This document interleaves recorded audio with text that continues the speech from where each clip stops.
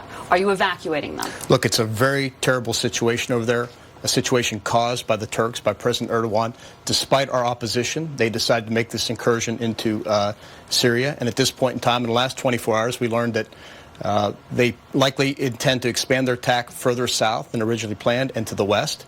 And so we know that's happening. We also have learned in the last 24 hours that the Syrian forces the Kurdish forces are looking to cut the SDF are looking to cut a deal, if you will, with the Syrians and the Russians to counterattack against the Turks in the north. And so we find ourselves as we have American forces likely caught between two opposing advancing armies, and it's a very untenable situation. So I spoke with the president last night after discussions with the rest of the national security team, and he directed that we begin a deliberate withdrawal of forces from northern Syria. A deliberate withdrawal from the entire country? From northern Syria. From northern Syria. Which is where most of our forces are. So the 1,000 troops, that's how correct. Long and over what time period will you be Well, it'll be a deliberate withdrawal, and we want to conduct it as safely and quickly as possible. So we want to make sure we deconflict a pullback of forces. We want to make sure we don't leave equipment behind. So I'm not prepared to put a timeline on it, but that's our general game plan. You said you're doing this for U.S. force protection because of two advancing armies.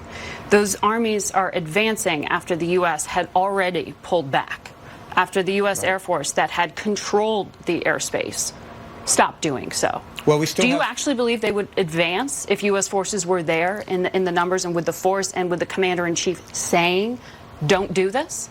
I do, because in my lead-up to talks with my counterpart of the past several weeks, I've been on the job a little bit over 2 months, it became very clear to me that the Turks were fully committed to conducting this incursion. The Turks were committed to doing this. This should not be a surprise. And if you go back in time to when we first began this relationship with the Syrian Kurds, at the time in 2014, the Turks were protesting at that moment. Right. And it's gone on, and since that time, they've actually implemented 3 incursions into northern Syria. But do you actually believe Turkey would fire on U.S. forces? We are NATO allies. Well, I don't know whether they would or they wouldn't. We have reports already of indiscriminate fire landing near American forces. Was that accidental? Was that deliberate? Was that reckless? We need to sort that out. We've given them the locations of our forces. But look, I've been to war. I know what war's like. There's a fog out there, and things happen. And we want to make sure we don't put our soldiers in a situation where they could be killed or injured. And look, even if the Turks decided not to attack forces, I mean, they got over 15,000 forces. What we decided to pull back from that immediate zone of attack was about less than 50, maybe 24 forces. It would be irresponsible for me to keep them in that position. But you did have U.S. Air Force controlling the airspace. And we still do. It was a coordinated arrangement between us and the Turks.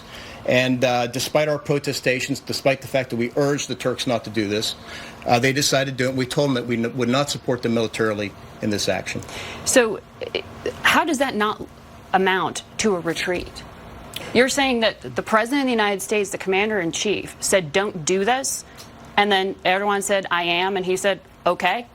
Well, I'm not going to fire back. I'm going to pull back. I wouldn't characterize it that way. What I'm saying is we did not want to put American forces into harm's way. We did not want to get involved in a conflict that dates back nearly 200 years between the Turks and the Kurds and get involved in yet another war in the Middle East.